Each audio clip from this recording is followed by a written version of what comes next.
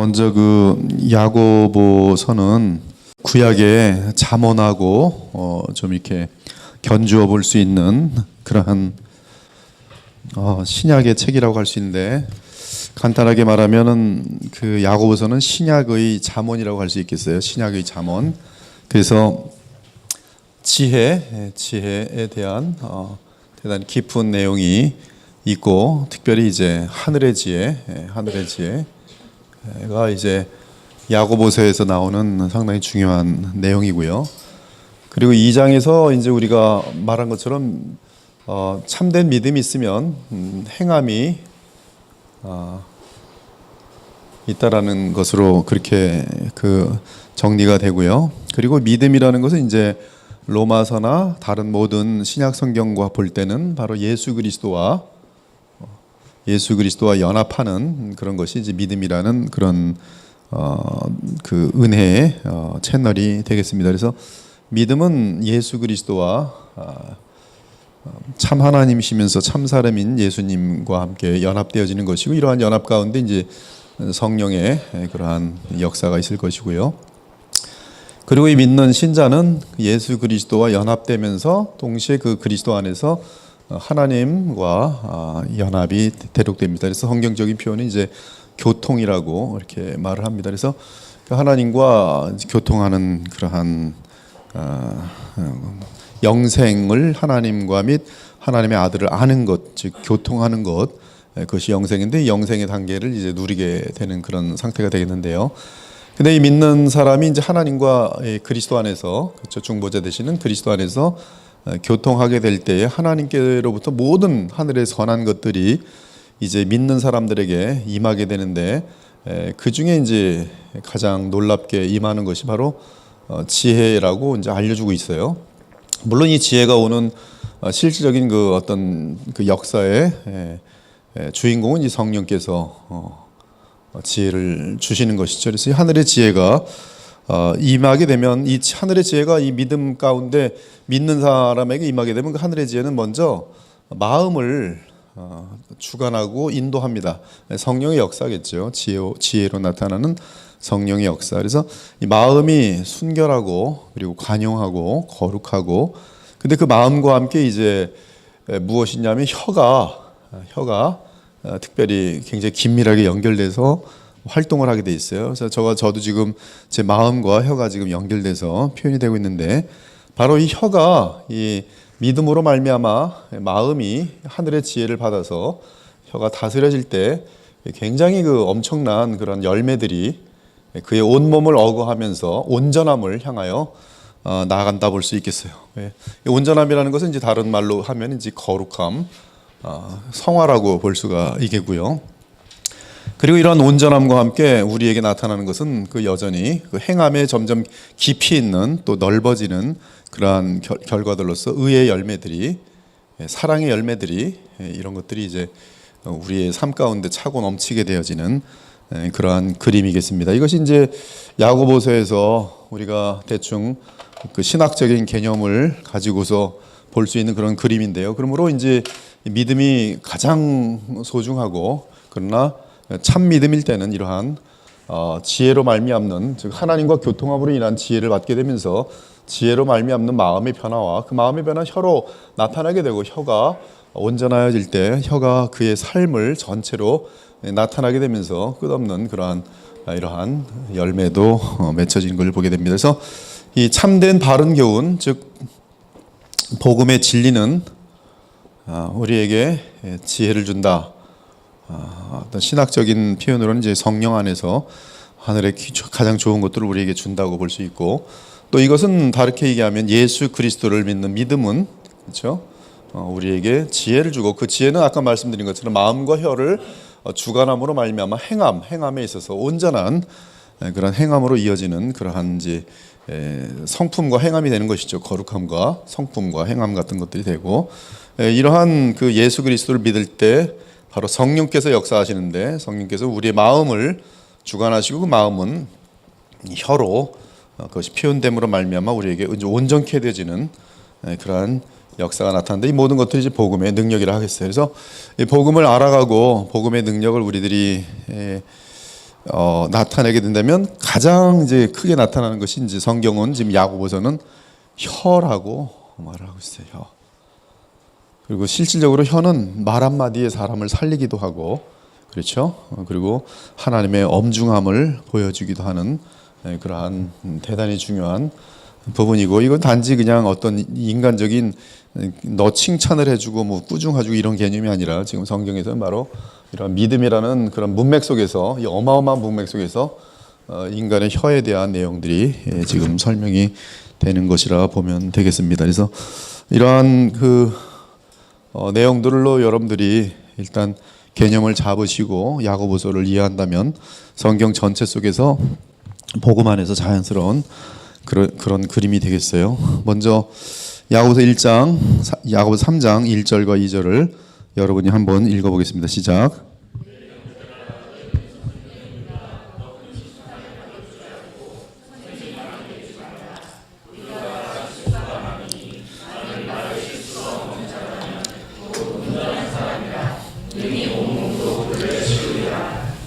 제가 아마 이번 그 주일날에 그 야고보서 3장에 대한 부분을 설교로 아마 전할 것 같아요. 상당히 많은 부분이 겹치지만 지난주에 눈에 대해서 다루었기 때문에 이번 주는 혀를 다루어 주는 것도 계속 그 연결성이 있다고 보여집니다.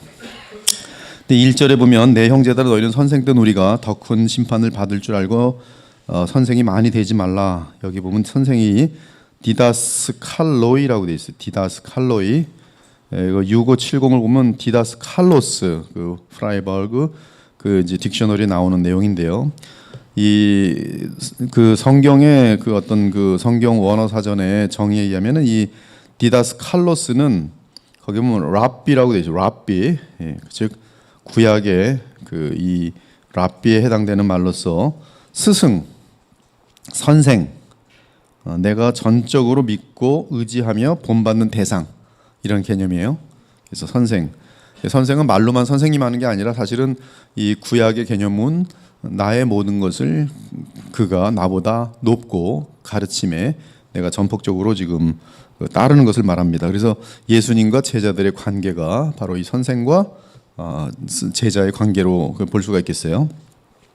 야고보 사도가 말하는 선생은 영적으로 성숙한 신자로서 교회 공동체 내에서 삶의 본이 되고 바른 진리를 가르치는 자를 뜻합니다. 두 가지 요소가 벌써부터 등장돼요. 그것은 뭐냐면 진리 그리고 삶. 그것이 교사의 가장 중요한 핵심 개념이에요. 진리, 삶.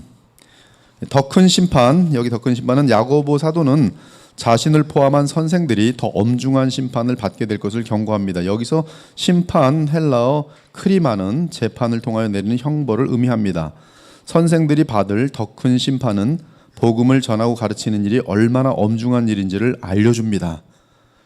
그래서 선생이 되면은 그만한 심판이 크다는 사실을 알아야 돼요.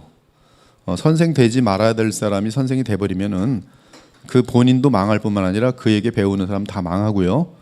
그리고 그 자녀들은 반드시 굉장히 그 어떤 돌연변이 같은 존재들이 많이 나오게 돼 있어요. 그래서 굉장히 하나님의 말씀 무섭습니다. 복음을 특히 하물며 영생을 주고 하나님을 알려주는 이 복음을 전하는 일에서 아무나 이 선생이 되어서는 안 되는 것이죠. 바른 복음을 알지 못하고 또한 복음의 능력에 의해 온전히 그리스도를 닮은 선생이 아니라면 선생의 일을 제대로 감당하지 못함으로써 자신뿐만 아니라 많은 사람들을 오류와 멸망으로 이끌게 될 것이에요. 심판은 참으로 무섭습니다. 이 땅에서도 무서울 뿐만 아니라 그래서 하나님께서는 선생이 아니었다면 그렇게 심하게 다루지 않을 사람들을 선생이 스스로 됨으로 말미암아 심하게 다루는 사람들이 많이 있어요. 그래서 선생은 아무나 돼서는 안 되고요. 정말로 내가 진리의 복음을 알고 있는지 진리의 복음을 알고 있다면 자기 자신에게 예수 그리스도를 닮는 거룩함의 역사들이 분명히 나타나고요. 책망할 것이 없어야 합니다. 저희 교회에 코디들이 있는데 코디는 그래도 준 선생이라고 보기 때문에 흠이 있어도 괜찮지만은 그러나 이 목회자 같은 경우는 정말로 흠이 없어야 됩니다. 흠이 없어야 돼요. 성품과 행함에 있어서 흠이 없어야 되는 것이죠. 그리고 그 자리까지 가는 데는 인간의 어떤 그냥 자연적인 덕 때문이 아니라 굉장히 이 요한처럼 굉장히 급하고 성격이 막 그렇게 강한 사람에도 불구하고 복음의 능력에 의해서 사랑의 사도가 될 수 있었던 것처럼 복음으로 말미암아 변화된 자신이 아는 그런 어떤 흔적들이 있어서 이 복음의 역사가 어떻게 나타난지를 자기 인생 가운데 분명히 알면서 전하는 자라야 이 선생이 온전히 될 수가 있어요. 그래서 여기 보면은 47절에 보면 주인의 뜻을 알고도 준비하지 아니하고 그 뜻대로 행하지 아니하는 종은 많이 맞을 것이요. 굉장히 많이 맞습니다. 그래서 이 선교사님들도 보면은 바른 선교사님들은요, 그러니까 선교사로서의 바른 선교사의 역할을 감당하는 자녀들을 보면은 하나님께서 그 선교사의 그 어떤 이 수고로 말미암아 자녀들도 예수님을 온전히 담는 그런 많은 역사들이 있지만 제대로 감당하지 못하면 오히려 자녀들이 기독교를 대항하고 오히려 폐역한 자녀들이 되는 것이 쉽게 나타나요. 목회자의 세계도 마찬가지고 장로의 세계도 마찬가지예요. 그래서 교회에서 장로 되는 거 신난다고 좋아하지 마세요.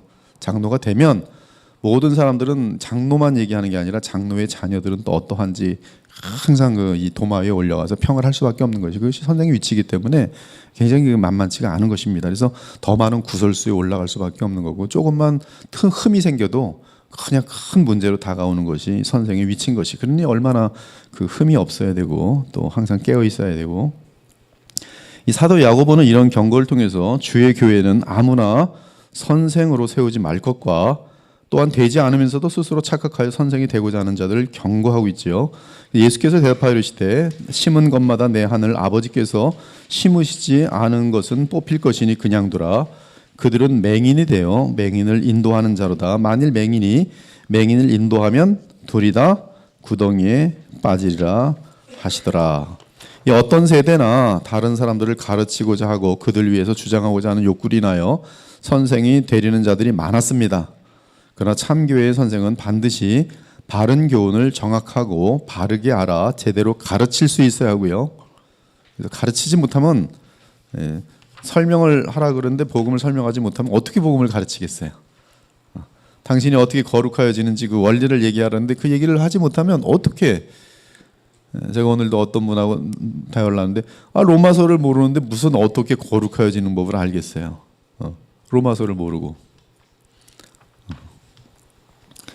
이 바른 교훈을 정확하고 바르게 알아 제대로 가르칠 수 있어야 하고 동시에 본인 자신이 경건의 훈련을 통해 온전한 성품에 이른 자라야 선생이 될 수가 있습니다. 그래서 이 선생의 하나의 예로 감독이 나오는데 장로지요. 감독은 하나님의 청지기로서 하나님의 청지기, 그냥 하나님 앞에서 자기의 개인적인 소망이나 개인적인 것은 하나도 없어요. 다 주님 것입니다. 하나님의 청지기로서 책망할 것이 없고 blameless, 흠이 없는 거예요.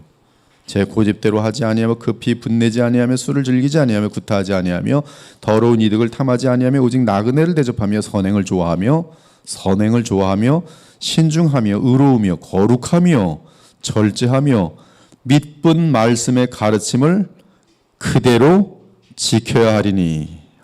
말씀 그대로 지켜야 돼요.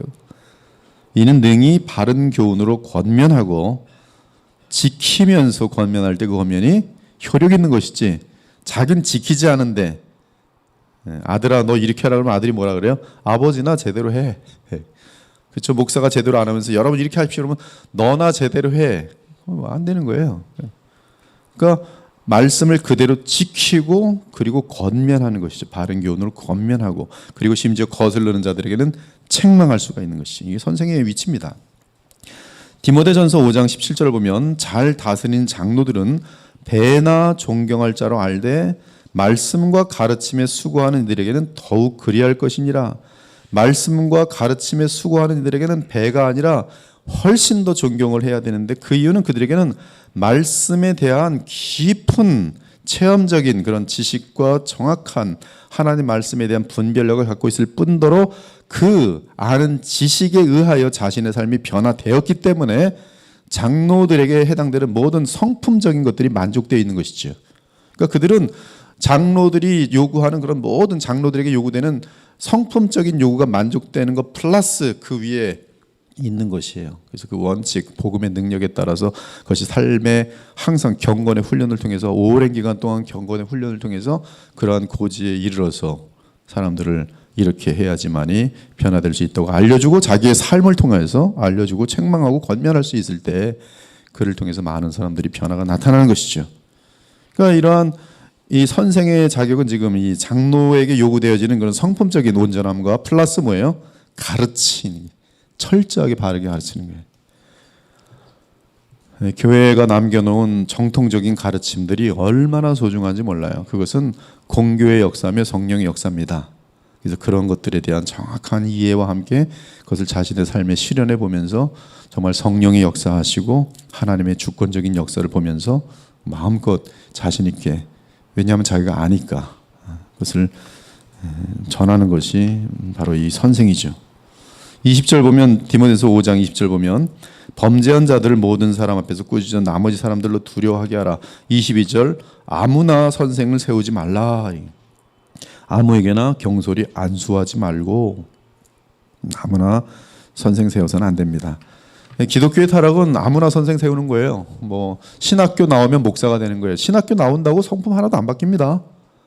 백날 뭐 무슨 뭐 아무리 명문 신학교를 나와도요, 그 성품이 바뀌는 거 아니에요.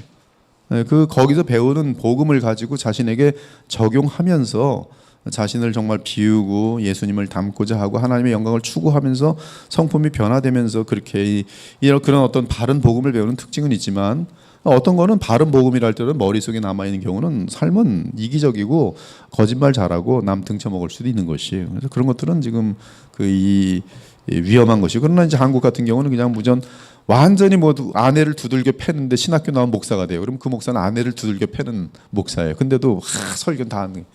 거기 가서 뭘 배우겠어요? 사람들은 뭐 그냥 뭐 거품 물고 무슨 뭐 체험한다 하면서 막 뭐 모이고 돈 내고 돈 내면 하나님께 돈 많이 주십니다. 그러면 이제 이 사람이 무슨 뭐 성품적으로 뛰어나든 말든 건 상관없죠. 왜냐하면 돈 놓고 돈 먹는 게 교회인지 아니까.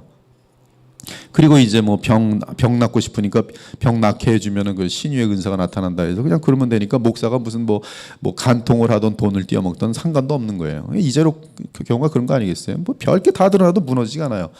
나는 저 사람 믿고서 다 났으면 된 거예요. 저 사람이 무슨 살인을 하던 무슨 죄인이든 상관이 없는 거예요. 이게 잘못된 그런 기독교의 내용들인 거예요. 경솔히 안수하지 말고. 아무나 뭐 신학했다고 목사로 인정해도 안 되는 거고요.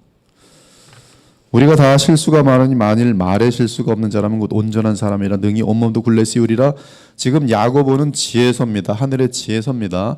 여러분, 오늘 이 말씀을 내가 정말 예수님을 닮고자 하며 복음의 능력이 나타나기를 바란다면 야고보가 말하는 것은 혀에 집중이 혀. 교회를 허무는 것은 혀입니다. 교회를 세우는 것은 혀예요. 목사에게서 가장 많이 사용되는 것은 혀예요. 그렇죠? 설교 하나에 부흥이 일어날 수가 있어요. 설교 하나에 한 사람이 자살로 가다가 다시 살아나서 하늘을 향할 수가 있어요. 혀입니다. 혀. 그래서 여러분들은 오늘 이 야고보 3장과 함께 정말 성경이 의도하는 대로 하늘의 지혜는 내 마음을 변화시키면서 마음의 변화는 혀로 나타난다는 사실을 기억하고 혀에 굉장히 같이 초점을 맞춰야 돼요. 혀는 온 몸을 억어하고 혀는 작은 것이 돼 그 사람 전체입니다. 어떤 사람은 말을 안 하고 가만히 있으면은 제가 판단이 안 가요. 저 사람은 어느 정도의 성품인가, 어느 정도의 지식을 갖고 있는가. 그래서 말을 하도 안 하니까 되게 멋있어 보였고 굉장히 깊은 사람인가 보다 그랬는데 어쩌다가 말하는데 보니까 너무 싸구려요. 혀가 뭐 하는 거? 그 사람의 정체를 싹 드러내는 거. 순식간입니다. 몇 마디 해보면 알아요. 얼마나 깊이가 있는지. 우리는 여러 가지로 하나님의 뜻을 행하지 못하고 넘어지고 실수하고 죄를 짓습니다.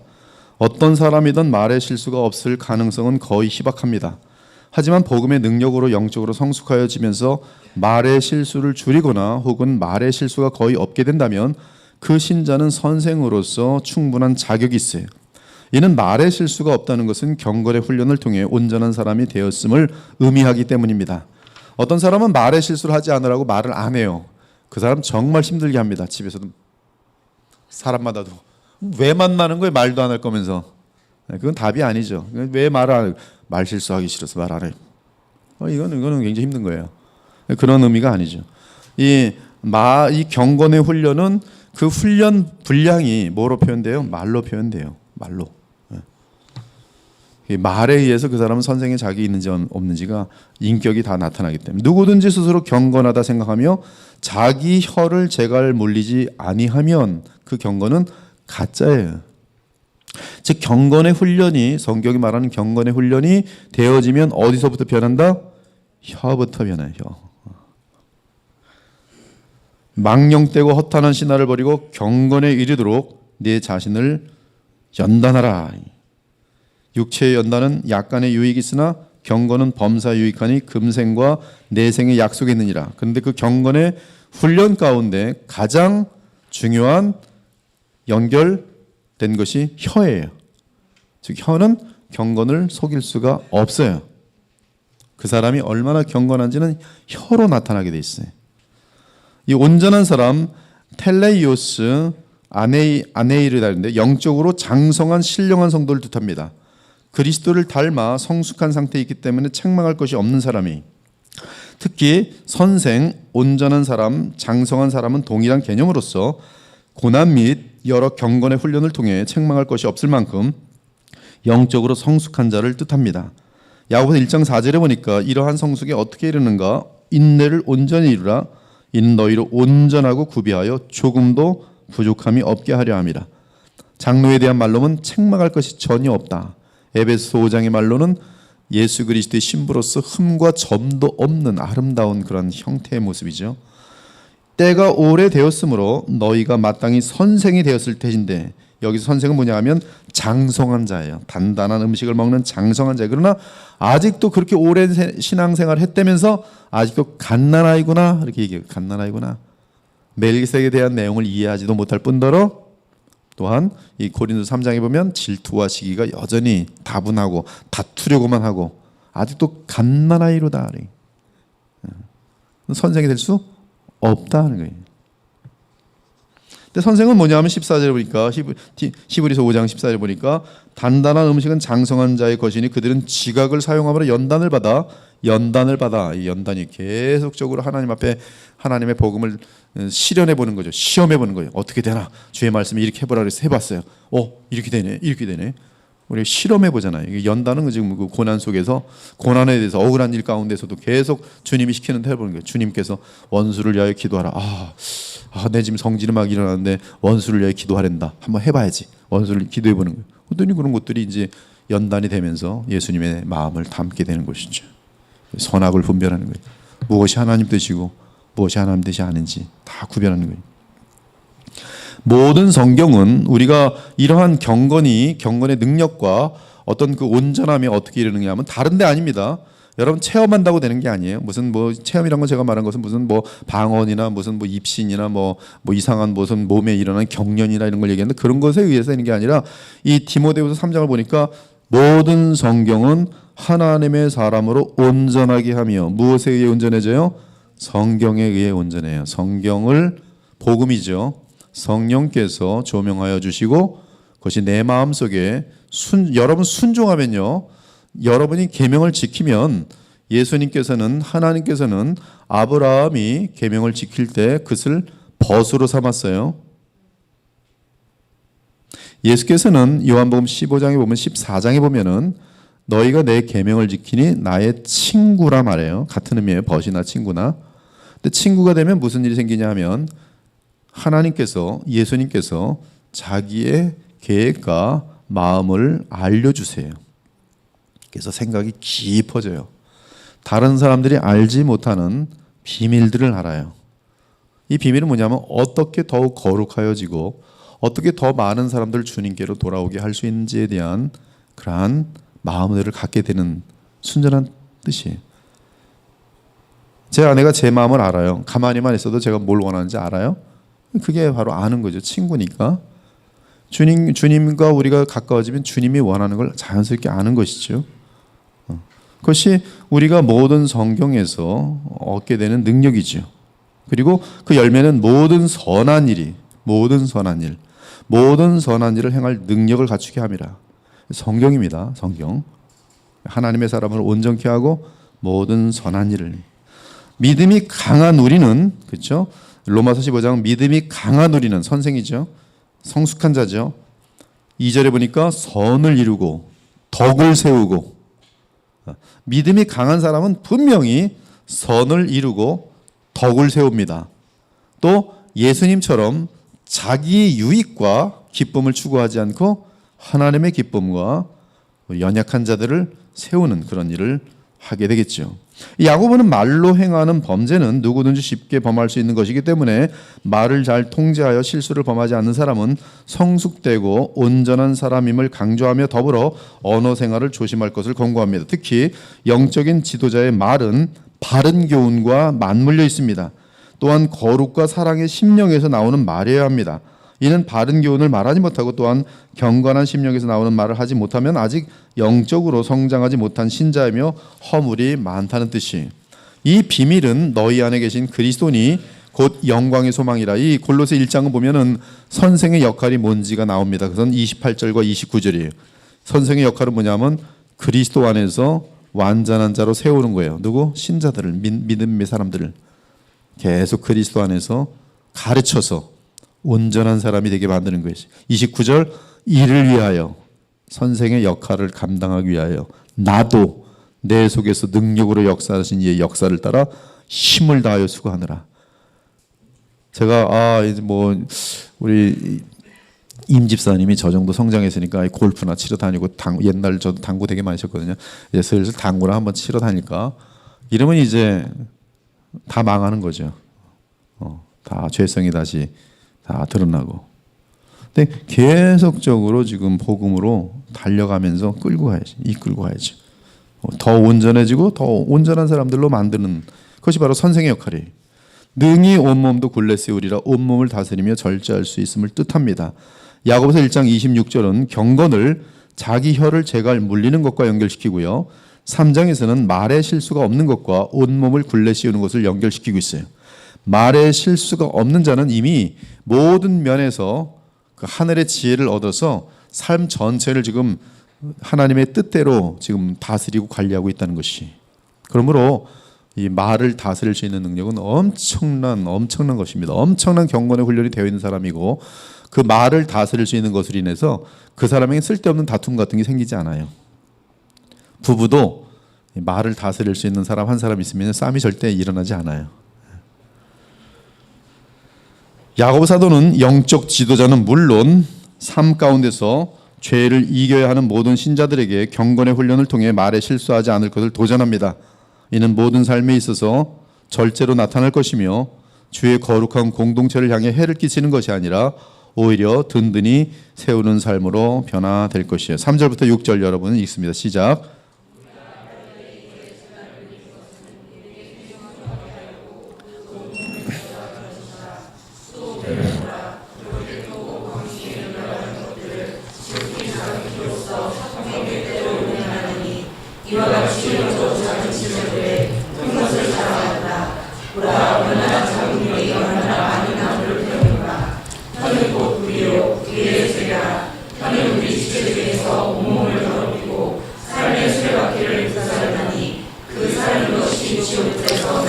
네, 말들의 입에 물리는 제갈의 예는 그렇죠. 말의 온몸을 제갈을 통해서 그 말 주인이 다스린다는 데 있죠.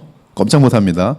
소도 마찬가지고요. 제갈 먹히면 자기 제갈을 먹히지 않은 송아지는 뭐라 그래요?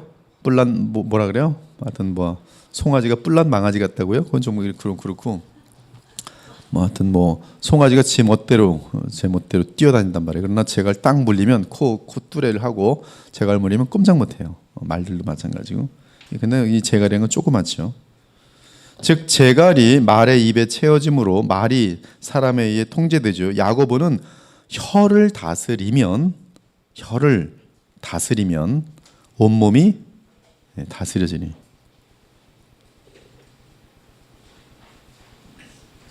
즉 혀를 다스리는 것이 제일 어렵다는 것이죠. 야고보는 몸과 혀와 관계를 배와 키의 관계로 비유합니다. 큰 배의 몸체가 광풍에 밀려갈 때 사공은 자그마한 키를 통해 원하는 방향으로 배를 조종할 수 있어요. 야고보는 말과 재갈, 배와 조종키, 그리고 몸과 혀를 비유하여 혀가 작지만 혀를 제어하지 않을 경우 엄청난 범죄가 발생하게 됨을 강조합니다. 반면 혀를 다스리면 온몸을 다스릴 수 있어요. 여러분 지금 이것을 이렇게 들으면은 무슨 욕구가 생깁니까? 혀를 다스리고 싶다. 그 마음 생기죠? 네, 그 마음의 답은 뭐냐면 하늘의 지혜예요.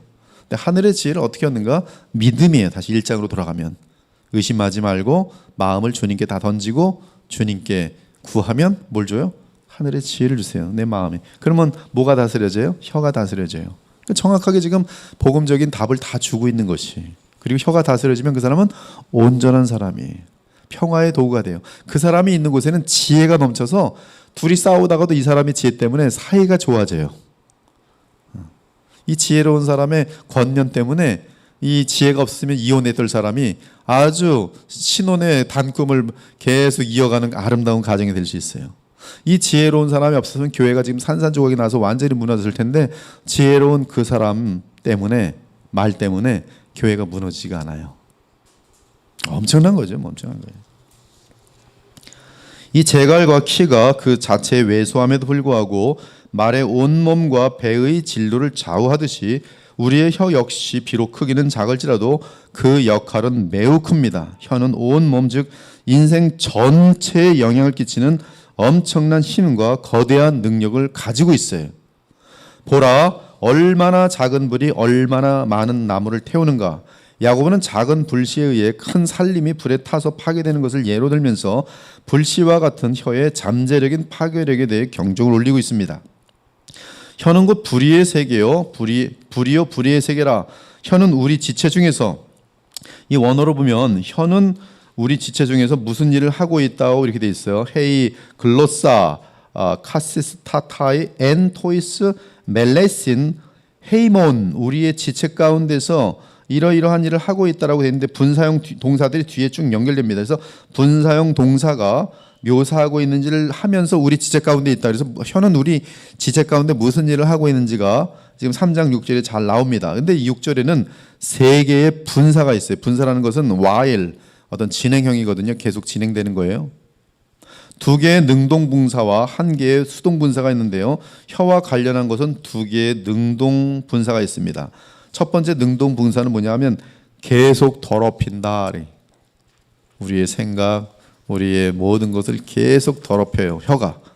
그다음 둘째는 계속 불을 살아요. 우리의 인생을 제대로 좀 가는 데다가 망쳐놓는 게 뭐예요? 혀예요.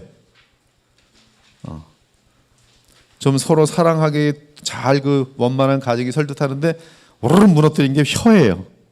계속 불을 지르는 거예요.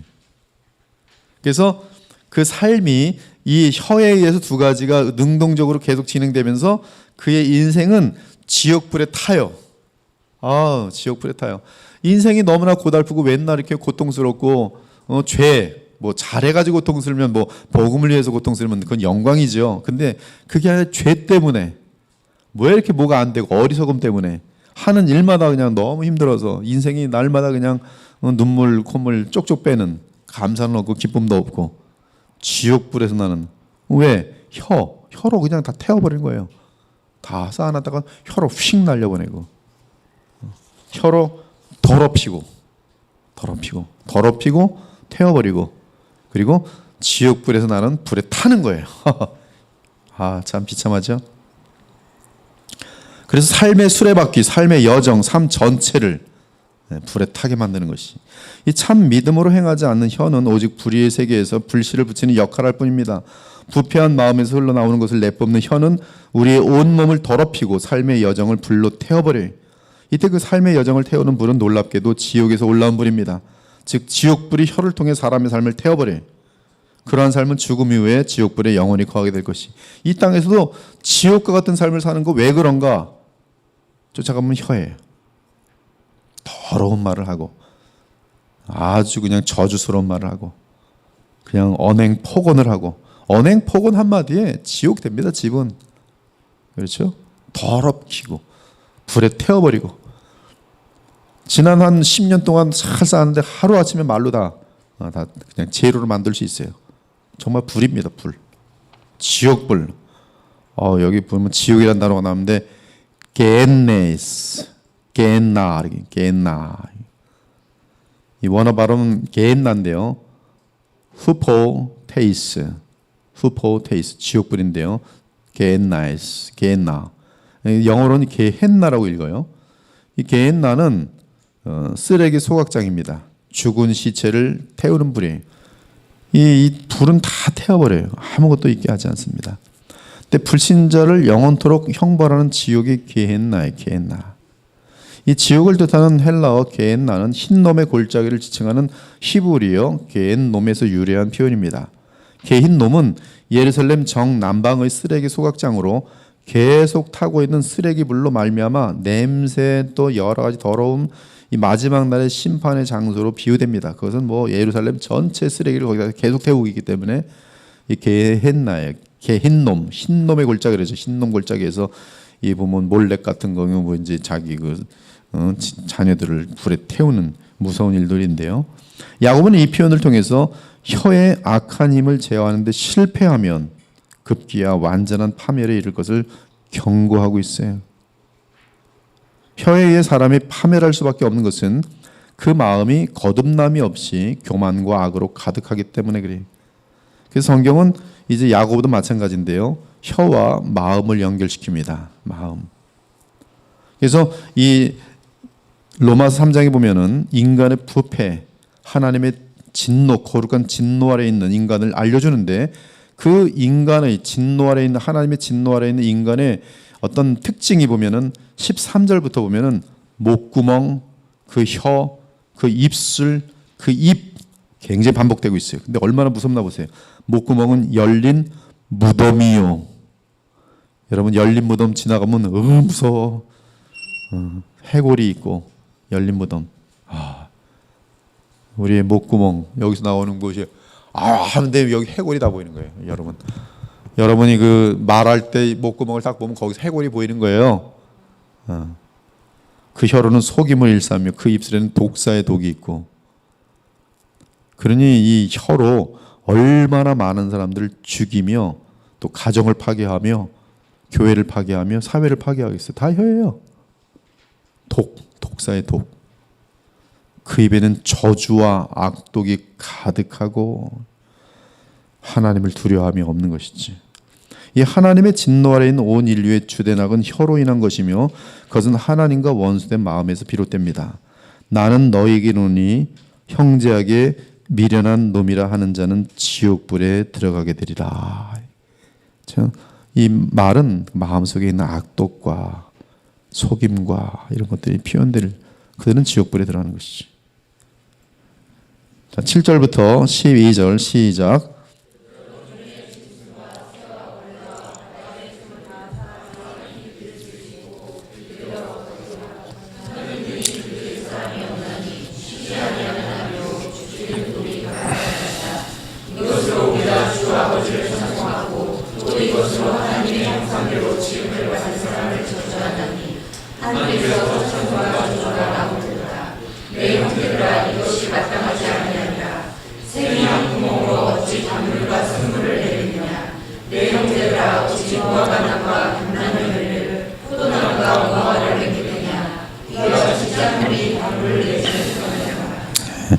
이 몸은 여기 길들일 수 있고 길들여 왔나니 이 짐승들이나 새나 벌레나 바다의 생물들은 사람이 길들일 수 있고 길들여 왔나니 현재형과 완료형을 다 사용하면서 인간이 여러 세대에 걸쳐 짐승과 새, 벌레와 해물 등의 동물들을 지배하고 정복한 상태의 연속적인 면을 보여주고 있어요. 하나님이 인간에게 자연을 다스리고 정복할 권한을 주셨으며 실제로 인간들은 동물들을 다스려 길들여 왔고 동물들은 인간에게 지배되어 복종하여 왔어요. 그러나 혀는 안 되는 거야. 혀는 쉬지 아니하는 악이요 죽이는 독이 가득한 혀다. 이것을 깊게 묵상해 보면요, 여기 쉬지 아니한다는 것은 아무 때서나 고피 불린 것처럼 탁탁 나오는 거예요. 악이 독이.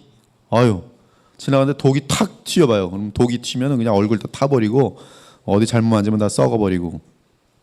뱀독이 얼마나 무서운지 아십니까? 뱀이 하면서 팍 하는데 독이 조금만 나면 그건 동물독이 뭐고 그냥 쓰러져 버려요. 무섭습니다.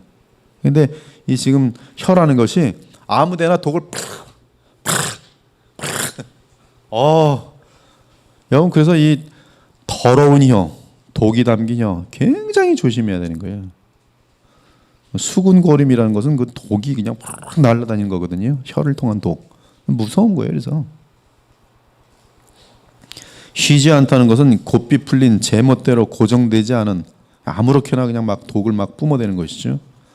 이 단어는 여기 보면 지금 아카타스타톤, 이거는 869절에 보면요. 잘 보시면 그 869 프라이버그 그 딕셔너리 보면 제임스 1장 8절과 제임스 3장 8절에 쓰이고 있다고 딱 되어 있죠. 그죠? 네, 신기합니다. 근데 야고보서 1장 8절에서는 이 단어가 두 마음을 품어 모든 일에 정함이 없다 할 때 정함이 없는 것과 같은 단어입니다. 이는 악은 우리 마음이 믿음으로 그리스도께 정해지지 않을 때 줄 끊어진 연처럼 우리의 혀를 통해 제멋대로 독이 막 터져 나가는 것을 뜻해요. 그래서 여러분이 성령으로 깨어 있지 않으면 어떻게 돼요? 혀부터가 독이 막 나가는 거예요. 아침에 일어나서 잘 자고 일어난 아내한테 오늘따라 이렇게 못생겼어 그러면서 나가는 거예요. 그 하루 종일 기분이 나빠요. 갑자기 독 하나 휙 던지고 가는 거예요. 아무 이유 없이. 네, 성령 충만하지 않으니까. 그게 지금 쉬지 아니하는 독이 아무렇게 나가는 거예요. 전철 타고 가다가 픽 하고 한마디 하고. 네, 줄 끊어진 연처럼 그냥 아무렇게 독이 나가는 거예요. 따라서 그리스도와 연합되어 있지 않는 불신자의 마음과 그의 혀는 제어될 수 없는 흉악하고 위험한 짐승과도 같습니다. 근데 이 혀는 죽이는 독이, 죽이는 독, 죽음을 가져오는 치명적인. 시편 140편, 그들이 마음속으로 악을 꾀하고 싸우게 하여 매일 모이오며 뱀같이 그 혀를 날카롭게 하니 그 입술 아래에는 독사의 독이 있나이다. 여러분들 말할 때 이게 내 입에서 내가 성령으로 충만하자면 독이 나간다고 생각하시면 맞아요. 독사에게 물린 즉시 온몸에 독이 퍼지고 급기야는 죽음을 초래하는 것처럼 독을 품은 혀는 이웃을 파괴시켜 죽음에 이르게 하고 모든 것을 지옥불로 태웁니다. 쉬지 아니하는 악이요 독이는 독이 죽이는 독이 가득한 혀는 능히 길들일 사람이 없어요. 사람은 모든 짐승을 다스리고 길들였지만 마음이 부패하고 마음속에 독이 혀로 나오는 그 사람은 다스릴 수 있는 게 없어요.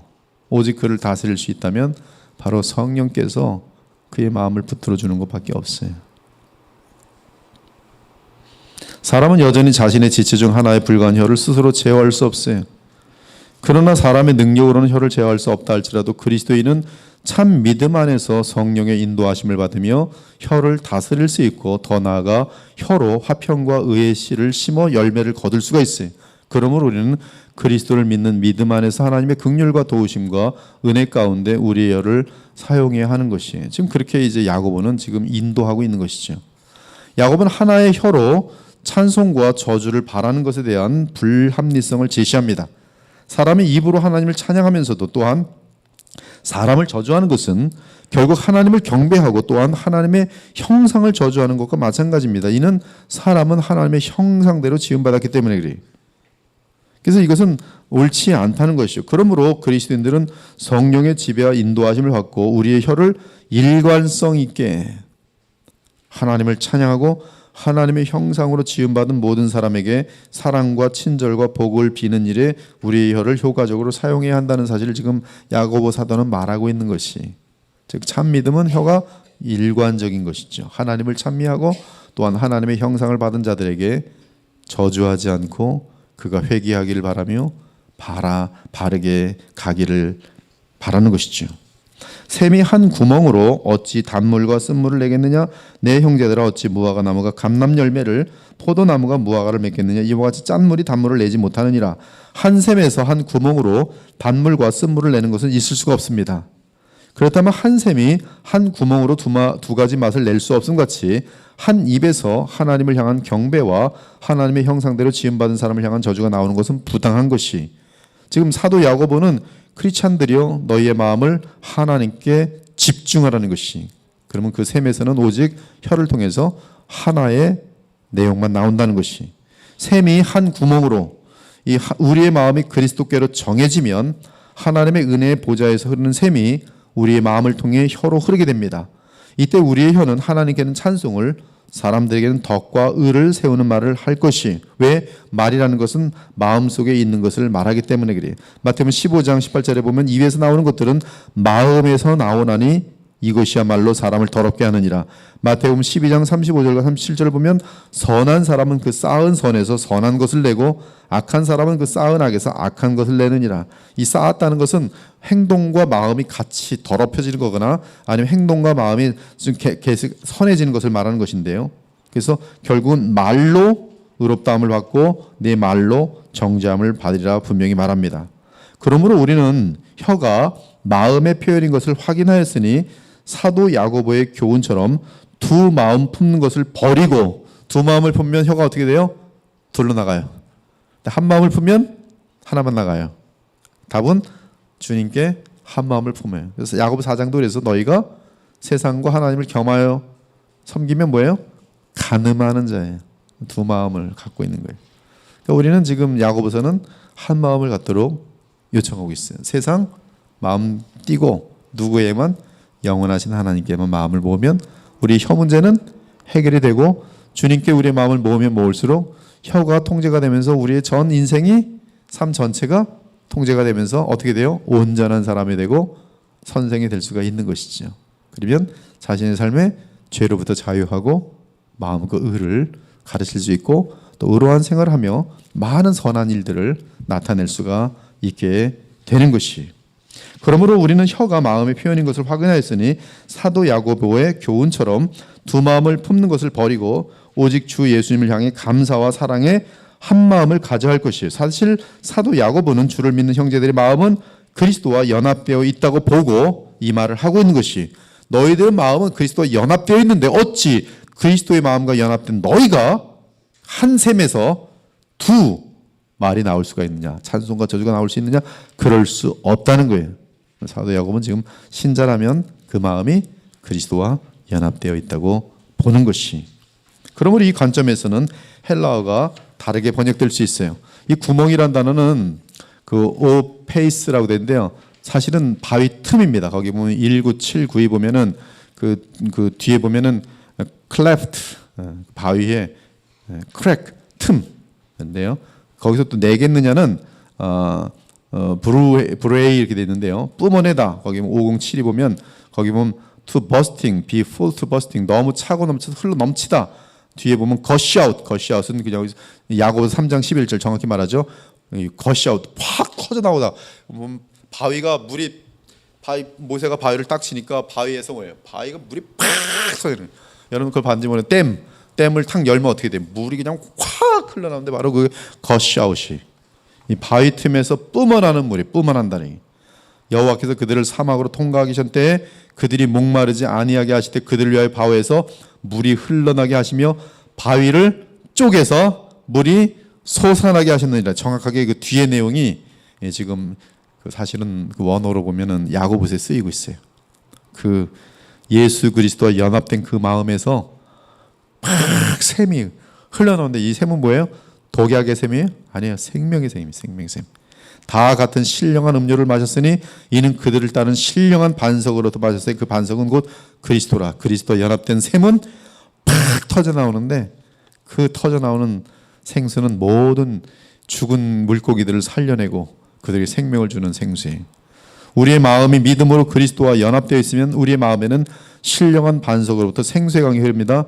예수께서 대답하시되 네가 만약 하나님의 선물과 또 내게 물 좀 달라 하는 이가 누구인지를 알았다면 네가 그에게 구하였을 것이에요. 거기 구하였을 것이에 줄을 치세요.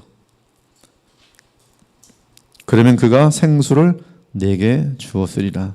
내가 주는 물을 마시는 자는 영원히 목마르지 아니하리니 내가 주는 물은 그 속에서 영생하도록 솟아나는, 터져 나오는, 뿜어내는 샘물이 되리라. 예수께서 서서 외쳐 이르시되 누구든지 목마르건 내게로 와서 마시라. 나를 믿는 자는 나를 믿는 자는 내게 구하는 자입니다. 뭘 구해요? 성령을 구하고 지혜를 구하고. 나를 믿는 자는 성경이 이른것 같이 그 배에서 생수의 강이 흘러나오리라 하시니 이는 그를 믿는 자들이 받을 성령을 가리켜 말씀하신 것이라. 예수께서 아직 영광을 받지 않으셨으며 영광 받으시는 주님은 분명히 구하는 자에게 뭘 줘요? 성령을 주신데 그 성령은 바위에서 터져 나오는 뿜어오르는 생수와 같은 그림이, 그 생수는 그 나무 잎사귀들이 만국을 치료할 만큼 엄청난 것이, 그가 수정같이 맑은 생명수의 강을 내게 보이니 하나님과 및 어린 양의 보좌로부터 나와서, 누구의 보좌? 어린 양의 보좌. 하나님과 및 어린 양의 보좌. 길 가운데로 흐르더라. 강 좌우에 생명나무가 있어 12가지 열매를 맺되 달마다 그 열매를 맺고 그 나무 잎사귀들은 만국을 치료하기 위하여 있더라. 자, 야고보 3장 13절에 18절 하나님의 나라를 구하는가. 야고보 3장 13절 세상을 구하는가. 참 믿음은 하나님의 나라를 구함으로써 하늘의 지혜를 얻어 주의 나라를 든든히 세워갑니다. 이 야고보 3장 13절 너희 중에 지혜와 총명이 있는 자가 누구냐? 그는 선행으로 말미암아 지혜 온유함으로 그 행함을 보일지니라. 여기 보면 이제 티스라는 3장 13절에 보면 티스로 시작되는데요. 이것은 새로운 내용의 새로운 문단을 소개하는 것이에요. 근데 누구냐? 누구냐? 티스 누구냐? 지혜와 총명이 있는 자는 누구냐? 이 지혜와 총명이 있다는 말은 소퍼스 카이 에피스테이 몬 그랬는데요. 유대 사회에서 바로 랍비, 교사, 서기관 1절에 의하면 선생이 누구냐? 너희 중에 선생이 누구냐? 질문이에요. 근데 선생은 무엇으로 자신을 입증해야 돼요? 선행으로 말미암아 지혜 온유함으로 그 행함을 보일지라. 이것만 하면 여러분 선생 아무나 세우지 마세요. 나의 마스터, 나의 목사님, 어떤 사람 찾아요? 성경대로 찾아가요. 너희 중에 선생이 누구냐? 그는 선행으로 말미암아 지혜 온유함으로 그 행함을 보일지니라. 그럼 여러분들 어떻게 돼요? 진짜 선생은 누구예요? 지혜의 온유함으로, 그렇죠? 선행으로 혀를 다스리고 혀로 사람을 살려내고 생수의 강이 거기서 흘러넘치고, 그러면 성경이 말하는 선생이죠. 사도 야고보는 참으로 선생이 되고자 한다면 지혜로부터 나오는 온유함을 그 삶 가운데 보이라고 요구합니다. 선한 삶으로 선생의 자격을 입증하라. 그래서 그의 행위가 지혜에서 나오는 온유한 성품으로 비롯된 것임을 보이라. 지혜의 온유함, 지혜로부터 나오는 온유함, 즉 지혜는 하나님이 요구하시는 거룩한 삶을 살아가도록 하는 실제적인 근원으로서 하나님과의 인격적인 관계를 뜻합니다. 그래서 구약에서는 하나님을 경외함이 지혜예요. 즉 하나님과 깊은 관계가 있을 때 그 사람은 지혜 있는 사람이 되며 그 지혜로부터 나타나는 성품이 하나 있으니 온유예요. 근데 이 온유는 모든 악과 모든 어떤 복잡한 일들을 충분히 다스릴 수 있는 하나님이신 어떤 그런 은혜입니다. 즉 이 선생의 그 이 깊은 경건의 훈련으로 말미암아 나오게 되는 그 어떤 결과는 온유함.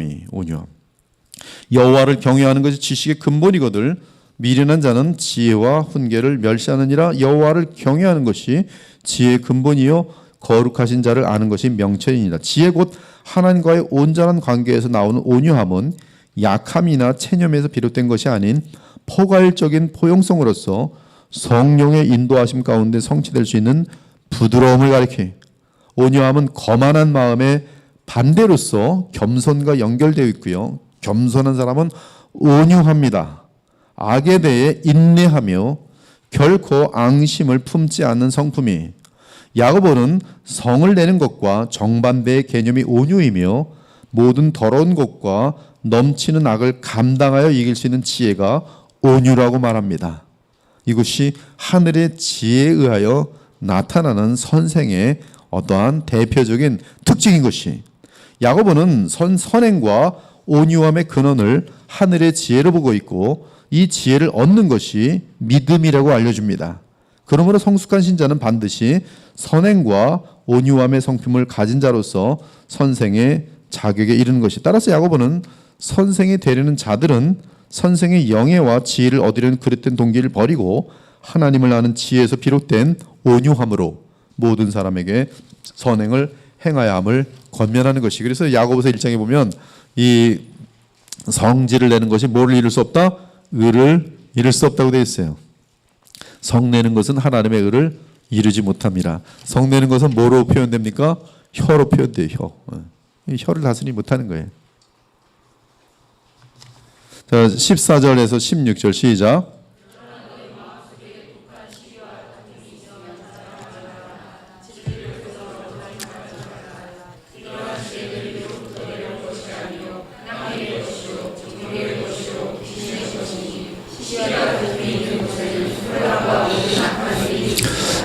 저랑 이렇게 원어로 이제 이러한 성경을 다루다 보면 조금 이제 낙심도 많이 될 거예요. 진짜 멀기도 참 멀다. 내가 언제 저렇게 되나. 네, 그렇게 생각하지 마시고 지금 성경이 요구하는 건 뭐예요? 주님께로 마음을 주면 되는 거예요. 아주 간단합니다. 진심으로 주님께 마음을 드리면, 그렇잖아요. 나를 믿으면, 결국은 예수님을 믿으면 다 해결된다 이거예요. 주님과 사랑하면, 사랑에 빠지면 다 해결되는 것이에요. 자, 14절. 그러나 너희 마음속에 독한 시기와 다툼이 있으면 자랑하지 말라. 진리를 거슬러 거짓말하지 말라. 거짓말을 하는 것은 이미 벌써 마음속에 시기와 다툼이 있는 것이. 이 시기는 독한 시기는 교만과 맞물려 있으며 으뜸이 되려는 강한 열망입니다.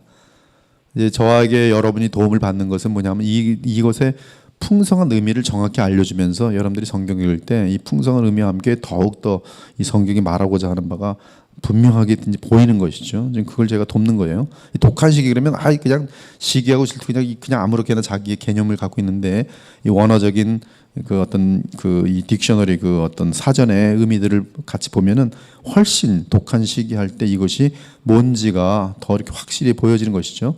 이 독한 시기는 교만과 맞물려 있으며 으뜸이 되려는 강한 열망이.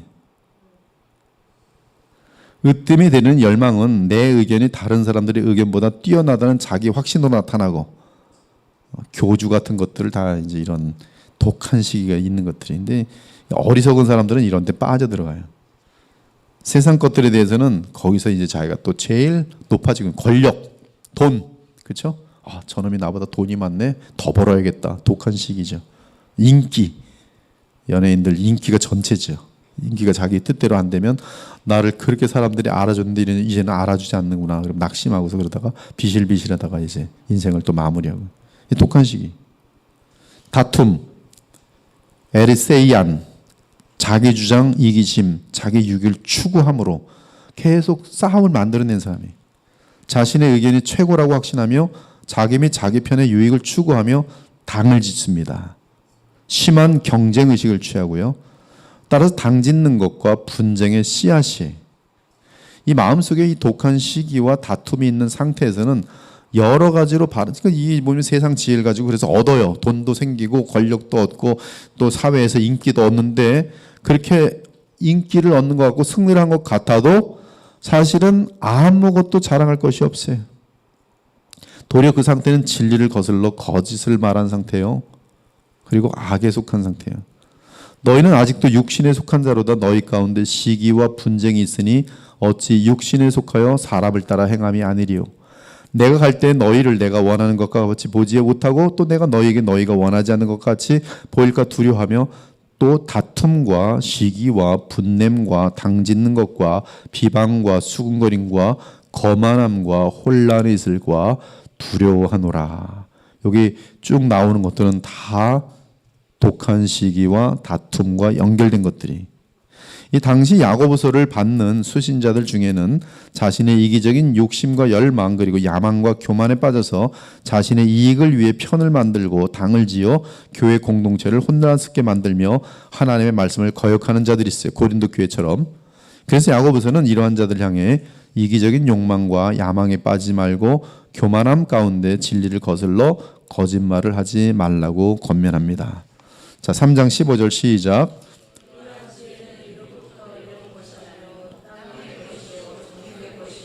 예. 예, 지혜긴 지혜예요. 약삭빠르게 머릿속에서 판단하는 것, 이 상황이나 이런 것들에 대해서 판단하는 것이죠. 그래서 자기에게 유익하게 무엇인가를 이렇게 지금 만들어가는 것 지혜죠. 근데 이 지혜는 땅 위의 것이요, 정욕적이요, 귀신의 것이요. 개역 한글로는 세상적이요, 정욕적이요, 마귀의 것이래. 마귀적이라 이렇게 표현을 했어요. 여기 하여튼 이러한 지혜는 이 세상에 속한 것을 얻으려는 이기적 욕망과 야망에 사로잡힌 지혜에 대해 설명하는데요. 그러한 지혜는 위로부터 내려온 것이 아닙니다. 성령으로 말미암는 것이 아니에요. 복음의 진리의 능력으로 인한 것이 아닙니다. 즉 그것은 참된 지혜의 근본이신 하나님으로부터 나온 지혜가 아니에요. 하나님께서 주시지 않은 지혜, 곧 인간이 부패한 마음에서 나오는 지혜는 세 가지 특성을 지니는데요. 땅 위의 것에 집중되어 있어요. 즉 잠깐 있다 썩어질, 없어질 헛된 것들에 머리를 씁니다. 머리를 써요. 이것은 하늘의 지혜와 대조되는 것으로서 지혜의 근본이신 하나님을 인정하기보다는 세상에 제한된 사고와 그릇된 관점에서 나오는 세상 지혜를 나타납니다. 이러한 지혜는 궁극적으로 하나님을 대적하는 결과를 초래해요. 위의 것을 생각하고 땅의 것을 생각하지 말라. 하나님께서 이 세상의 지혜를 미련하게 하신 것이 아니냐. 하나님의 지혜에 있어서는 이 세상이 자기 지혜로 하나님을 알지 못하므로 하나님께서 전도에 미련한 것으로 믿는 자들을 구원하기를 기뻐하셨도다. 유대인은 표적을 구하고 헬라는 지혜를 찾으나 우리는 십자가에 못 박힌 그리스도를 전하니 유대에게는 꺼리끼는 것이요 이방인에게 미련한 것이라되 오직 부르심을 받은 자들에게 유대인이나 헬라니나 그리스도는 하나님의 능력이요 하나님의 지혜니라. 하나님의 어리석음이 사람보다 지혜롭고 하나님의 약하심이 사람보다 강함이라. 너희 믿음이 사람의 지혜에 있지 아니하고 다만 하나님의 능력에 있게 하려 하노라. 여러분, 그래서 우리의 믿음은 자꾸 이 세상적인 것과 맞물리는 게 아니에요. 교회에 무슨 뭐 세상이 뭐 가게를 해봤더니 이렇게 했더니 사람들이 잘 모이더라. 사람 모으는 방법 교회 갖고 들어오고 있는데 그런 것들은 교회를 교회답지 않게 만드는 오히려 세속화시키는 아주 1등이죠. 미국에 수정교회라고 있었어요. 그렇죠? 얼마나 뭐 무슨 뭐 맨날 연예인 데려다 놓고서 그냥 사람들 착 하고 텔레비전에 보면 로버트 슐러가 참 다 파산돼 가지고 지금 어디 뭐 이단에 팔려 넘어갔나 그래. 너무 오래됐어요. 크리스탈로 만들어서 뭐 전 세계적으로 뭐 아름다운 성전 중에 하나가 되고 막 그랬었는데 그런 거 아무런 의미가 없는 거예요. 기껏 가르친 게 뭐 적극적인 사고방식, 네가 믿는 대로 될지니라, 좋은 것을 열심히 바라거라, 될 거다 잘 될 거야 그렇게 믿으면 그렇게 될 거다, 이게 믿음이에요. 그걸 가르쳤어요 모든 사람들에게. 뭐 십자가고 뭐 다 필요 없어요. 너 잘 되고 싶지? 네, 그럼 잘 될 거라고 믿어. 적극적인 사고방식. 그게 어찌 믿음입니까? 그러나 얼마나 많은 사람들이 로버트 슐러 그 이름 가지고 책도 뭐 무진장 많이 나와서 그거 책 읽는 사람 맨날 적극적인 사고방식이에요. 그들에게는 이 십자가의 그 하나님의 지혜에 대해서는 전혀 알지 못해요. 지금도 뭐 교회가 얼마나 그냥 세상적으로, 그래서 권력도 교회가 커야 된다고 생각하고 돈도 세상보다 더 많아야 된다고 생각하고 돈을 더 많게 하려면 하나님의 도움이 필요하니까 주여 돈을 주시옵소서, 세상 사람들보다 더 많이 주시옵소서. 그래서 돈의 힘 가지고도 세상을 이겨야 된다고 생각하고 좀 그런 거 아니겠어요? 그러나 그들은 그 십자가의 지혜를 알 수가 없어요. 정욕적이요, 세상적인 것이, 세상에 썩어질 것들을 붙들고 있는 것이죠. 이 정욕적이라는 것은 성령의 역사와 무관한 거예요. 중생과 무관합니다. 하나님과는 무관하게 그저 부패한 인간의 마음에서 나오는 어떤 우상을 향한 정욕적인 지혜, 뭘 원해요. 우상이라는 것은 내가 원하는 것이, 하나님이 나를 이 땅에 보내신 목적을 이루기 위해서 사는 것이 아니라 내가 썩어질 나의 마음속에 탐욕을 갖고 뭘 원한 다음에 그것을 이루는 데 쓰는 것이 이 바로 세상적인 지혜죠. 정욕적인 지혜. 얼마나 머리가 잘 돕니까? 내 저거 돼야겠다. 머리를 다 쓰는 거죠. 사욕과 악한 정욕과 탐심이니 탐심은 우상 숭배니라. 이것들로 말미암아 하나님의 진노가 임하느니라. 세상 지혜는 이 지금 하늘로부터 온 지혜가 아닌 것은 귀신의 것이, 참 지혜는 하나님께로부터 기인하지만 이기적인 욕망과 야망에 사로잡혀 중생하지 못한 자들이 소유하는 지혜는 마귀에서 그 행동과 생각을 지배받고 선동됨을 나타내. 그때 너희는 그 가운데에서 행하여 이 세상 풍조를 따르고 공중의 권세 잡은 자를 따라서니 곧 지금 불순종의 아들들 가운데서 역사하는 영이라. 전에는 우리도 그 가운데서 우리 육체의 욕심을 따라 지내며 육체와 마음에 원하는 것을 하여 다른 이들과 같이 본질상 진노의 자녀였더라. 이러한 세상적이고 정력적이고 마귀적인 지혜는 중생하지 못한 자들, 즉 그리스도를 믿지 않을 뿐더러 성령의 임재를 경험하지 못한 자들의 특징이에요. 문제는 이러한 세상적이고 정력적이고 마귀적인 지혜를 크리스찬들이 추구하는 사례가 있다는 것이, 그들의 삶은 맛을 잃은 소금이고 비참할 수밖에 없는 것이, 크리스찬이기 때문에 더더욱 비참해. 그러니까 여러분들은 크리스찬이기 때문에 아예 그런 이러한 지혜들을 빨리 포기하는 것이 하나님 앞에 영광이 되고 가장 아름다운 삶을 살 수 있는 거예요. 아직도 여전히 나의 야망이 있습니까? 우상이 있는 거예요. 우상이 있고서는 결국 하나님을 제대로 섬길 수가 없어요. 예수님 외에는, 하나님 말씀 외에는, 주께서 나를 이 땅에 보내신 목적 외에는 다 버리셔야 돼요. 그래야지 여러분의 마음에 평강이 있고 가장 위대하게 이 세상을 살 수가 있을 것이. 그리고 이러한 세상적 지혜, 즉 썩어질 것들에 대한 야망과 마음이 있을 때는 시기와 다툼이 있고요. 그리고 거기는 혼란과 모든 악한 일이 있어요. 모든 악한 일, 혼란과 이기적 욕망과 야망에 사로잡힌 거짓된 지혜는 반드시 그 열매로 시기와 다툼을 만들어냅니다. 그리고 시기와 다툼은 교회 공동체 및 가정 나아가 사회에서도 요란과 모든 악한 일을 만들어내요. 여기 요란이라는 것은 보면 아카타스타시아, 질서가 무너져요. 그래서 교회가 이 시기와 다툼이 장악하면 교회에 혼란이 생겨요. 혼란이 생겨요.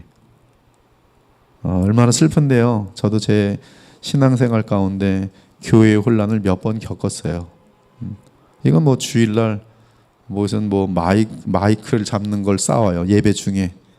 목사님이 설교하려면 장로들이 나와서 마이크를 뺏고 목사는 붙들고 한 녹 알아 이렇게. 얼마나 슬퍼요. 저는 그 대학교 때 그런 일들 당하면서 정말 신앙을 많이 잃었어요. 이게 교회인가? 이게 하나님을 믿는 사람들의 모습인가? 근데 그런 것이 지금 계속 교회마다 많이 반복되고 있어. 얼마나 우리 자녀들에게 믿음에 대한 얘기를 하기에 너무 비참할 때가 많아요. 그런 현상들은. 근데 시기와 질투와 이러한 다툼이 교회를 장악한 것이고, 그것은 세상 지혜가 들어와 버린 것이죠. 그래서 요란은 무정부 상태예요. 큰 싸움, 통제불능이. 서울에 참 우리 모 목사님하고 저도 이제 한국에 와서 이제 방문했던 교회인데, 거기서 큰 무슨 뭐 개혁주의 뭐 500주년 칼빈 뭐 그 행사를 얼마나 멋있게 했는지 몰라요.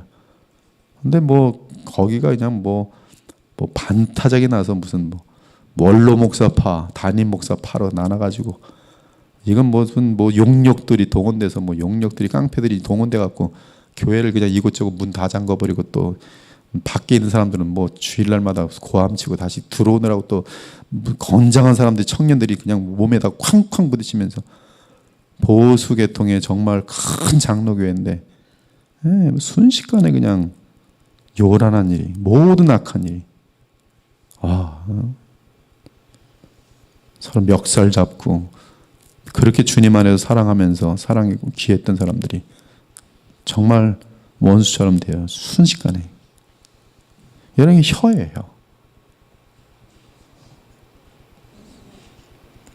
인터넷에 보면 동영상을 다 찍어가지고 또 다 노출시켜서 안 믿는 사람들은 신들이 나죠. 야, 참 무슨 교회? S교회인데, 야, 참 잘 논다. 이쪽 깡패들이 있고 저쪽 깡패들이 있고 지들이 또 깡패들이 싸운댄다. 그러면서 돈 문제,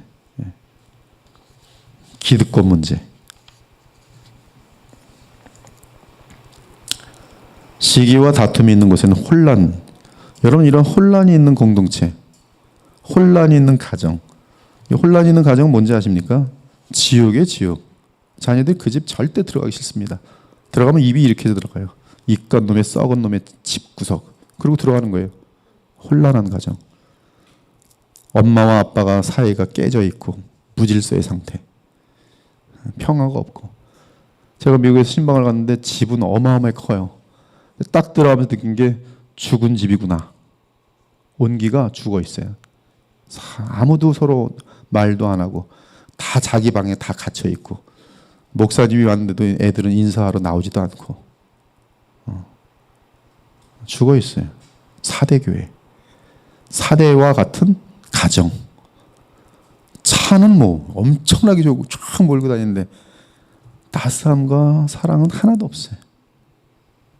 제가 오늘도 여기 박희철 형제님하고 이제 걸어가면서 좀 얘기했는데 제가 장례식에 갔다가 좀 겪었던데 뭐 청년들이 대여섯 명 모였는데 보니까 최고 부자들의 자녀들이 뭐 자가용, 저는 자가용 모르니까 얼마 되는지 모르겠어요. 그런 차 생긴 것들이 보니까 좀 특이하게 생겼어요. 보니까 뭐 억대 단위들의 차들을 몰고 다니는데 뭐 자기네 아버지의 그 꼰대 놈이 뭐 이러면서 그런 식의 표현들을 쉽게 해요. 이건 뭐 돈 많이 주면 뭐합니까? 애들 잘 키우면 뭐 신나게 자기 그냥 거부가 돼갖고 말 물려줬지만 애들은 감사할 줄 모르고 여자 하나씩 딱 키고 다니면서 보니까 뭐 이것도 뭐 무슨 그냥 뭐 아무렇게나 몸 파는 여자들이죠. 하나씩 아무데나 뭐 차 쫙쫙쫙 뭐 몹도 없고. 교회도 이제 무질서에 빠지면 뭐 엉망이죠. 그런 데서는 이제 마귀가 끼득거리고 있는 것이죠. 아하하하, 나의 계획이 성취되었다.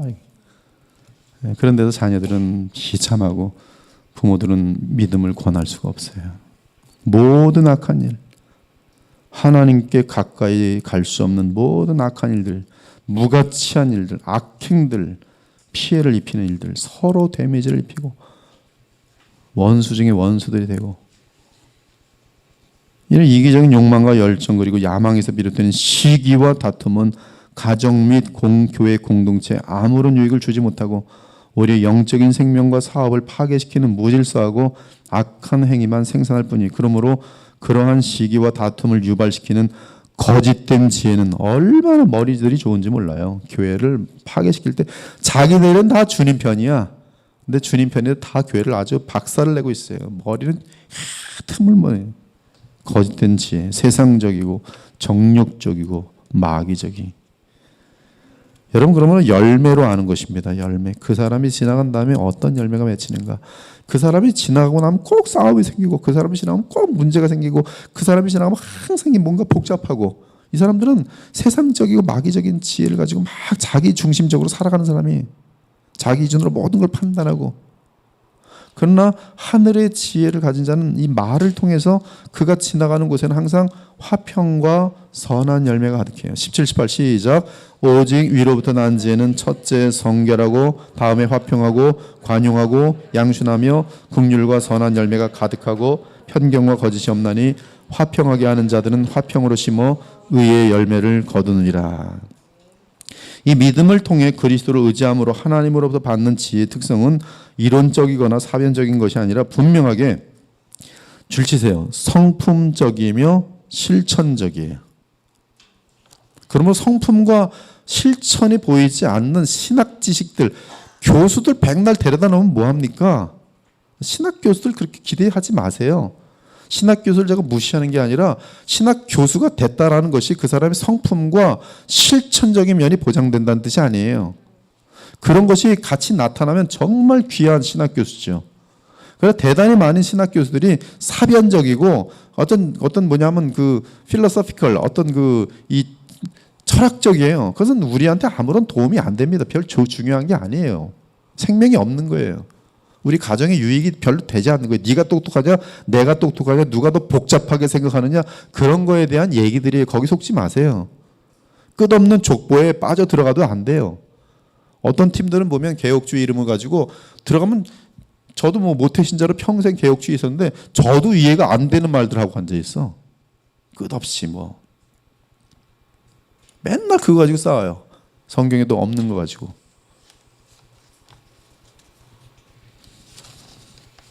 근데 이 하늘의 지혜는 실천적이라는 거죠. 성품적인 것. 즉 나의 성품을 변화시키고 나의 삶의 행함으로 나타나고 가지 않는 것은 복음의 능력과 무관한 것들입니다. 시간 낭비예요. 절대로 그런 데 빠지지 마세요.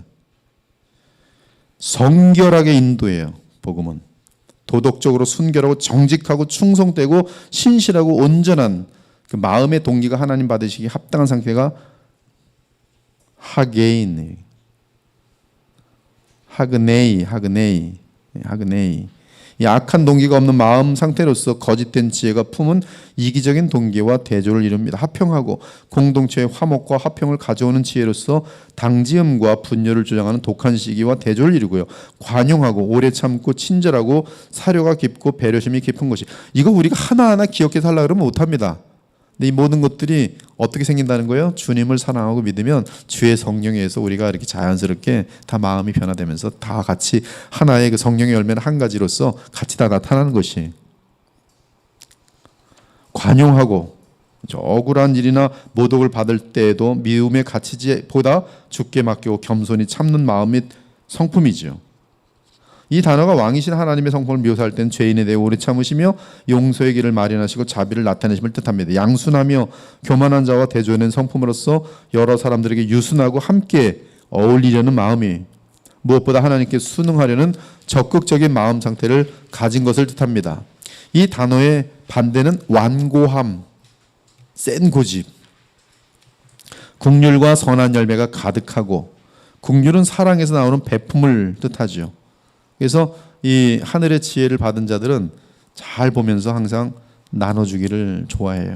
필요한 자들에게 나눠주고 선한 열매로 이어집니다. 어려움을 당한 자, 가난한 자를 실제로 도와주는 마음으로써 그 마음의 긍휼이 베풀므로 나타나죠. 긍휼이 없는 믿음은 거짓 믿음입니다. 즉 참 믿음을 가진 자는 언제나 긍휼을 베풀어요.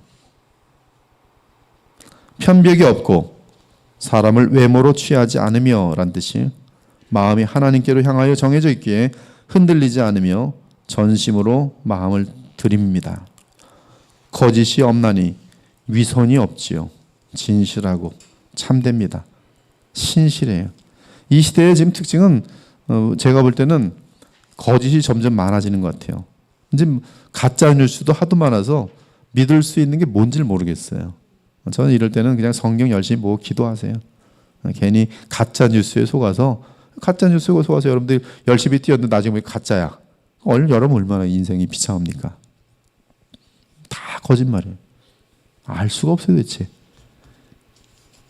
그러나 하늘의 지혜는 거짓이 없어요. 항상 진실하고. 크리스찬들은 거짓이 없어야 돼요.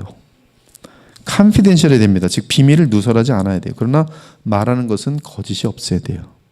비밀은 지켜주지만, 그러나 말을 하게 되면 사실만 말해야 돼요.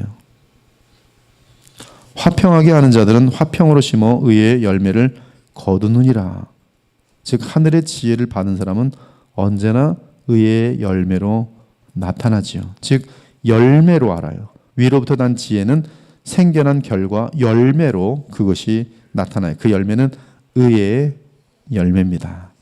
그리스도를 믿음으로 하나님과 화평한 자는 하늘의 지혜를 얻어 교회 공동체 및 가정 그리고 사회에서 화평을 이뤄내요. 불신자들에게는 그리스도를 믿어 하나님과 화평하게 만들고, 신자들에게는 하늘의 지혜로 권면함으로 주께 순종토록 하여 화평을 이룹니다. 하늘의 지혜를 얻은 자에게는 늘 그의 주변에서 화평과 의의 열매가 넘쳐요. 그들은 그 열매를 거두면서 천국을 풍성하게 누릴 것이, 화평하게 하는 자는 복이 있나니 그들이 하나님의 아들이라 일컬음을 받을 것이며, 의를 위하여 박해를 받는 자는 복이 있나니 천국이 그들의 것임이라. 우리는 그러므로 지금 야고보서 3장을 통해서 두 가지의 큰 이슈를 보게 되는데, 하나는 혀, 하나는 하늘의 지혜.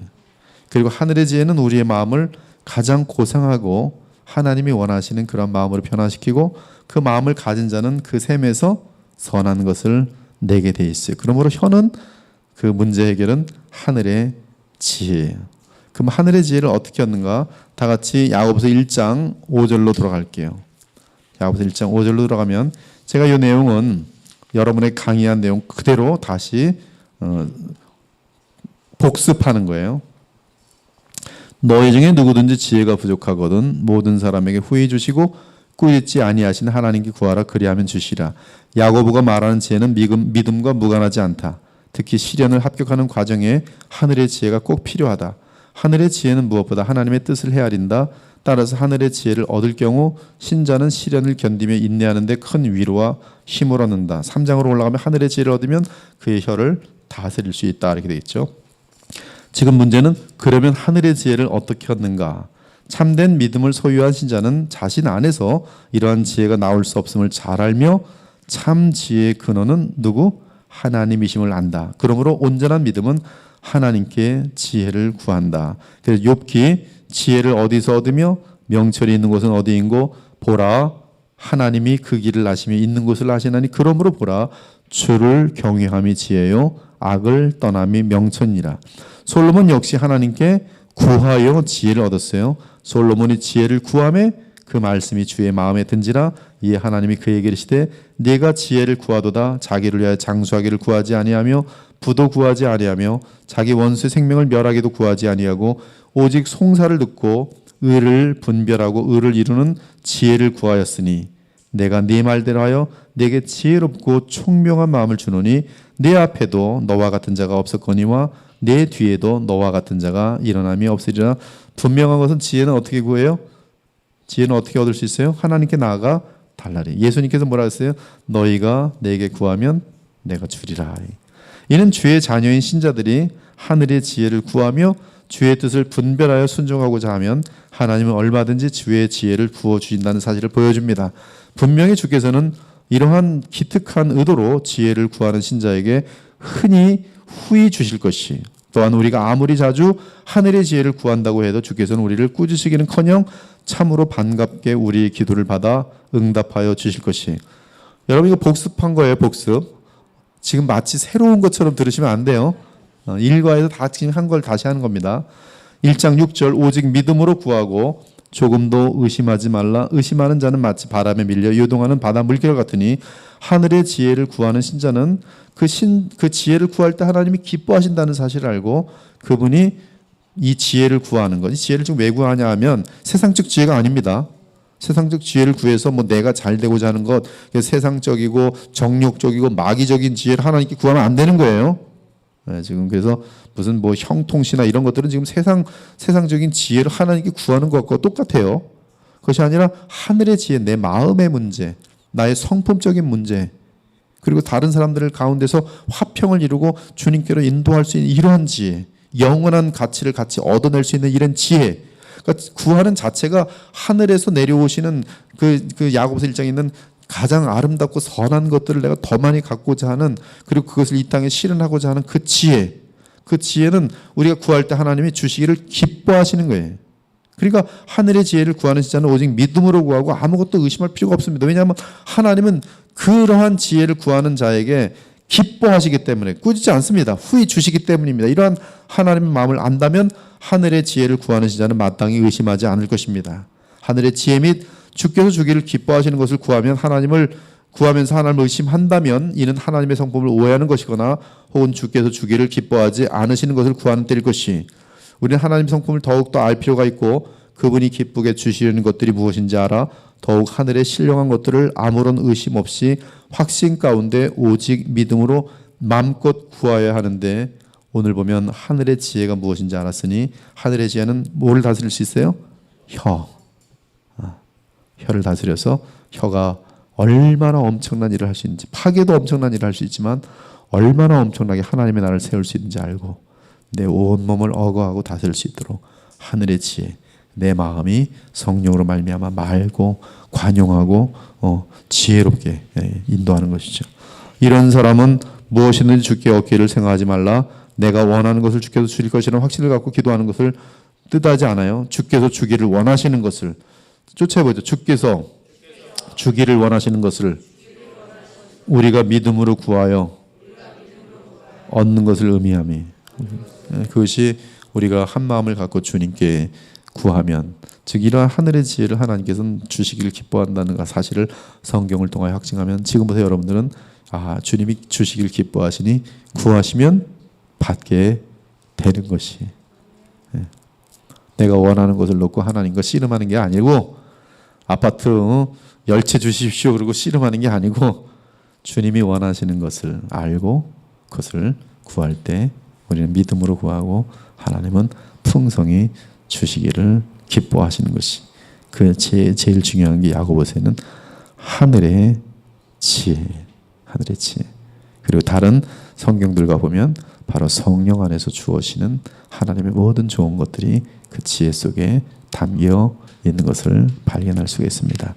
여기서 주 예수 그리스도는 영광을 얻으신, 또 지금도 온 만유와 세상을 다스리신 예수님을 나타내고 있으니 우리 그리스도인들은 우리 만왕의 왕이시고 만유의 주이신 주님께 나아가 마음껏 하늘의 지혜를 구하여야 할 것이. 그래서 여러분들, 말씀과 기도는 정말 그리스도를 닮아가는 하나님께서 우리를 사용하시는 최고의 그런 수단이죠. 그래서 말씀과 기도에 항상 전념하시면서 하늘의 지혜를 구하고 더욱더 예수님을 온전히 닮아가시기를 바라겠습니다. 이것이 야고보 3장에 야고보서가 가르치는 모든 것이 이어지는 그러한 교훈입니다. 기도하고 마치겠습니다. 주 하나님 감사합니다. 우리 모두가 더욱더 예수님 안에서 하루하루 깊어지고 또 주님처럼 아름다운 마음을 갖게 되면서 우리의 혀를 통해서 하나님께 영광이 되고 또 많은 사람들을 주님께로 인도할 수 있는 삶이 되길 원합니다.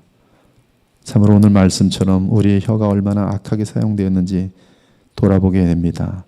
주님, 저희들로 깨어있게 하시고 항상 예수님과 연합된 마음을 가진 가운데 우리의 혀가 사람을 살리고 평화를 만들어내고 더러운 곳에 거룩함을 있게 하고 어두운 곳에 빛을 가져다주는 그러한 혀가 되며, 혀를 다스릴 수 있을 때 우리 온몸이 다스려지는 것을 오늘 분명히 말하였으니 우리의 삶이 더욱더 온전하여지고 하나님의 영광을 나타내는 인생이 될 수 있도록 도와주시옵소서.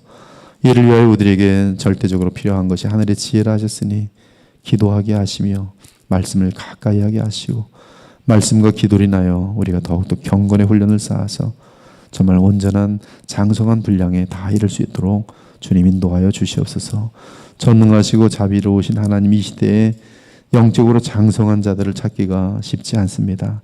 하나님께서 경건의 훈련에 힘쓰는 자를 지금 얼마나 찾을지, 그리고 그 찾은 자들을 주님께서 얼마나 기뻐하실지, 그리고 그들을 얼만큼 마음껏 이 시대에 사용하실지 보게 됩니다. 주님, 이 모임을 사랑해 주셔서 경건의 훈련에 힘쓰는 자들이 많아 하나님의 마음을 시원케 할 뿐만 아니라 주께서 이 시대 가운데 마음껏 사용하실 수 있는 귀한 그릇들이 다 될 수 있도록 복을 내려 주시고, 그러한 마음속에 간절한 거룩한 열망들이 차고 넘치게 하여 주시옵소서. 살아계신 우리 주 예수 그리스도의 이름으로 기도 올렵나이다. 아멘.